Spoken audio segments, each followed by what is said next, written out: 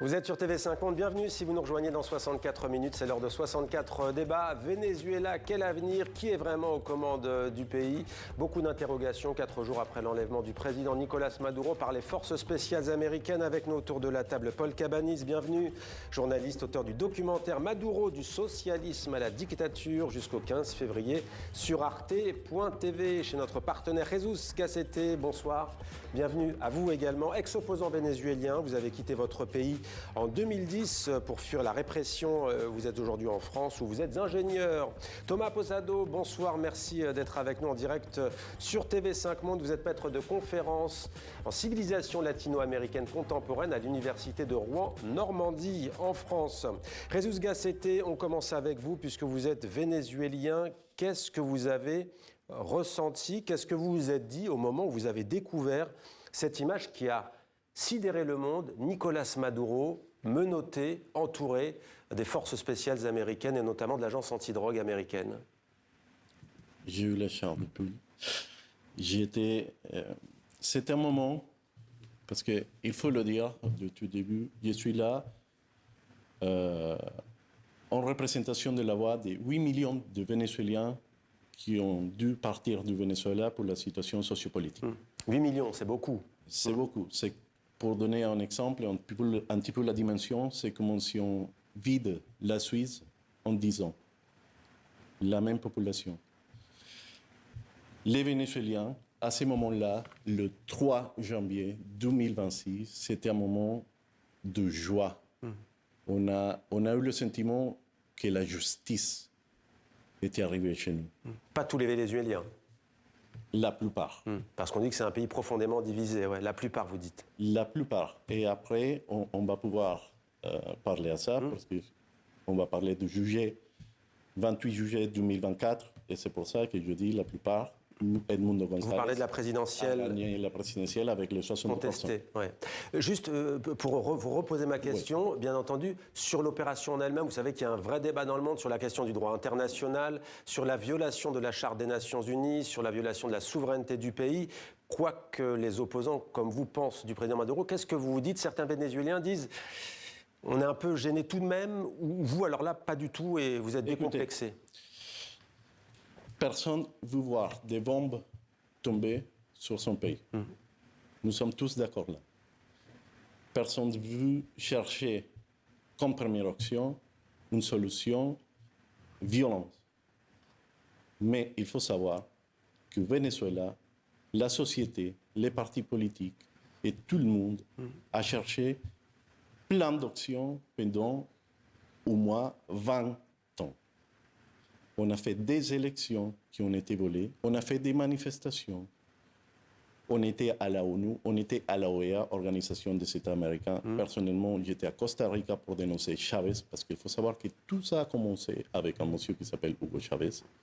Maduro, c'est la continuité de ce processus de dictature que Venezuela veut sortir. Et on va voir tout à l'heure si vous considérez effectivement que le chavisme est terminé ou pas, puisque la vice-présidente de Nicolas Maduro est aujourd'hui présidente par intérim. Thomas Posado, je me tourne vers vous. Quel avenir pour le Venezuela? Une colonie américaine, un protectorat américain? C'est la direction dans laquelle semble s'avancer Donald Trump. Enfin, il a déjà trompé de fait les aspirations de l'opposition vénézuélienne en essayant de mettre un deal visiblement avec Delcy Rodriguez, avec une forme de diktat qui serait imposé au Venezuela. On voit dans la conférence de presse qu'il a prononcée samedi soir, Donald Trump a prononcé 7 fois le mot pétrole et 0 fois le mot démocratie. Ça, et les États-Unis, ouais. Et les États-Unis le disent clairement, hein, vous avez dû suivre Thomas Posado, ce sont les États-Unis, disent Washington, qui vont prendre les décisions pour ce pays dans les mois, les années qui viennent. Hein. Enfin, c'est pas dit que tout cela advienne, parce qu'il y a des contradictions tout de même. Enfin, toute la trajectoire de Delcy Rodriguez ne la conduit pas à appliquer les ordres des États-Unis. Par contre, elle est dans une situation avec soit une trahison, soit visiblement une pression militaire extrêmement forte, qui de toute façon ne change pas au fait que ces marges de manœuvre sont extrêmement réduites quand on a un soutien minoritaire de la population, que les puissances étrangères qui la soutenaient ne vont pas au-delà du cap diplomatique. Enfin, il n'y a pas un soutien militaire de la Russie ou de la Chine au gouvernement de Delcy Rodriguez, qui se retrouve avec des marges de manœuvre extrêmement faibles et visiblement dans une situation à être en mesure d'accepter les diktats et le vol du pétrole vénézuélien. Thomas Posado, donc je le rappelle, les États-Unis viennent de déclarer qu'ils allaient prendre les décisions pour ce pays, le Venezuela.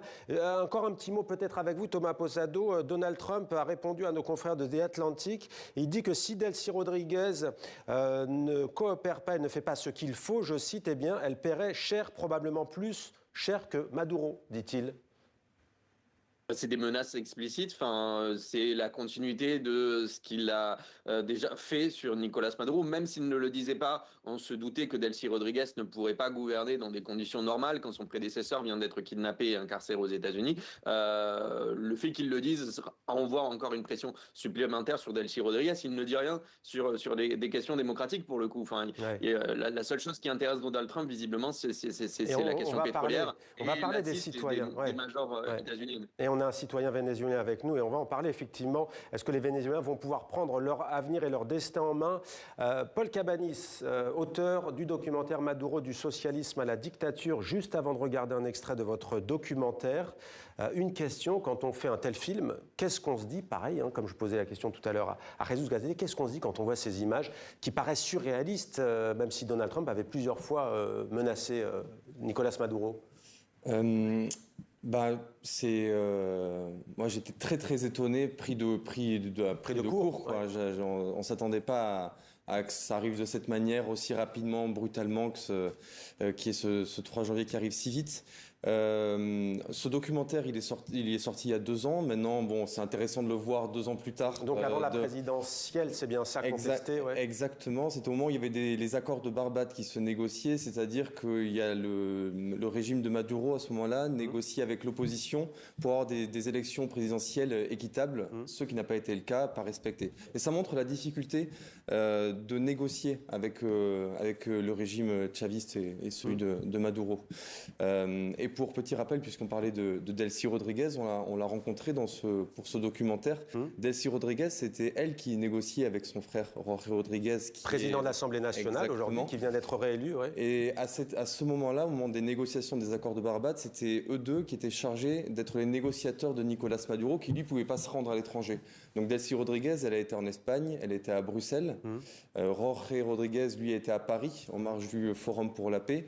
Donc il y a eu tout un moment de négociation qui a abouti aux accords de Barbade et qui n'ont pas été respectés derrière, ce qui montre un peu la nature du régime. Comment négocier, comment pouvoir... À l'aéroport de Madrid avec le président de l'Espagne. Il ne faut pas oublier. Ils sont en train de dire 40 valises, on ne sait pas qu'est-ce qu'il avait dedans, mais c'est un dossier qu'il est ouvert en ce moment-là. Alors, comment Chavez est arrivé au pouvoir? C'est une des questions que vous abordez avant Nicolás Maduro, qui était, on peut dire, un peu son poulain, son numéro 2. Alors, on dit que les États-Unis prennent le pouvoir à Caracas. Ça a quand même déjà été le cas par le passé. Et les Vénézuéliens n'ont pas beaucoup vu l'argent du pétrole de leur pays. Il y avait une immense pauvreté, on va en parler. Regardez ce petit extrait de votre documentaire. Pour la majorité de la population, la misère est immense. Elle va former le terreau d'un mouvement de révolte. Il va précipiter ce système profondément inégalitaire à terre. L'heure de la révolution a sonné. Elle prend le visage du colonel Hugo Chavez.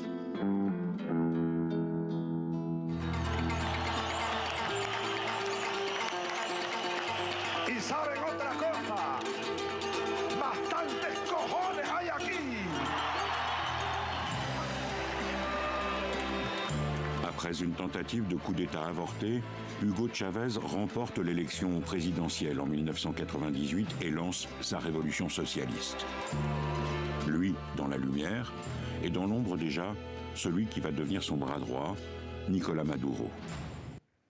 Jesus Gazete, extrême pauvreté avant.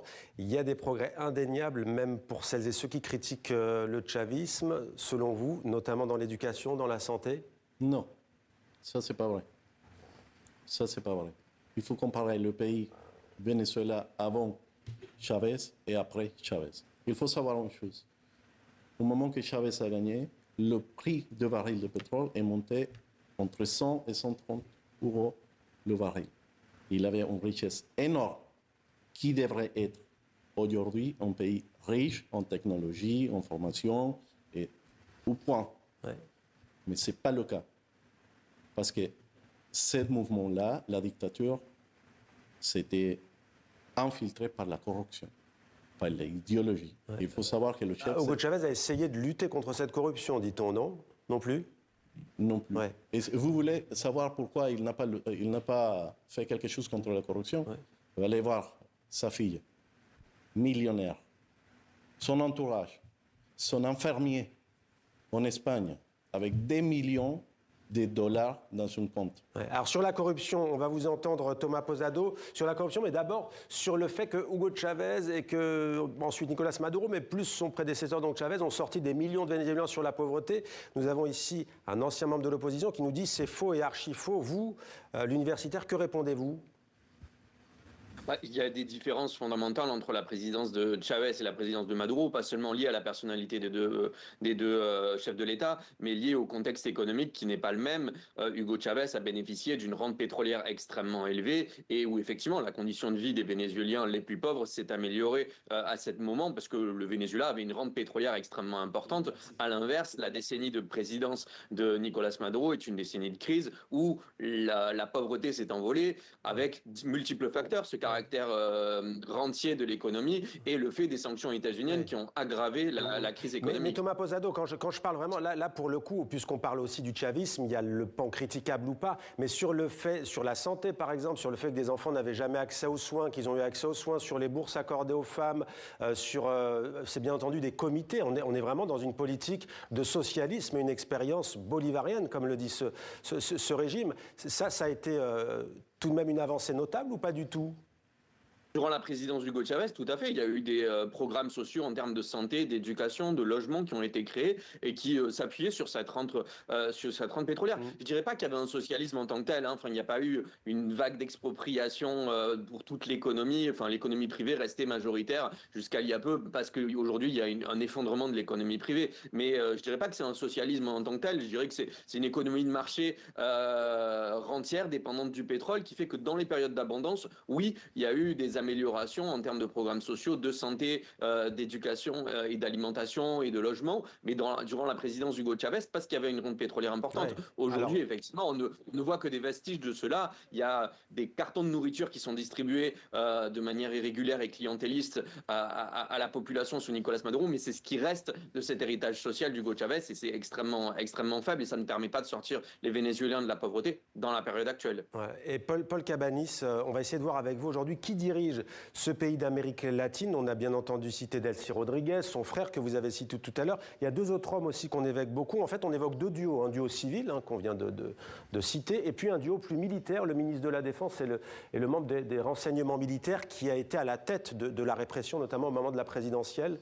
Qui dirige le pouvoir? Et au fond, est-ce que Nicolas Maduro n'est pas toujours en place à travers ces hommes et ces femmes dont on parle depuis tout à l'heure, qui pour l'instant conviennent aux États-Unis visiblement? Je pense que c'est extrêmement compliqué aujourd'hui de répondre à cette question. Je pense qu'il y a un flou, je pense qu'on s'accorde sur ça, il y a un flou à peu près total de savoir qui est vraiment aux manettes du pays. Est-ce que les frères Rodriguez Delcy, donc en pointe, va accepter d'être sous les ordres de Donald Trump? Est-ce que sa base, qui a une base très très instable, des groupes armés non étatiques qui pourraient se soulever, pourrait accepter qu'elle applique la politique de Donald Trump ou pas?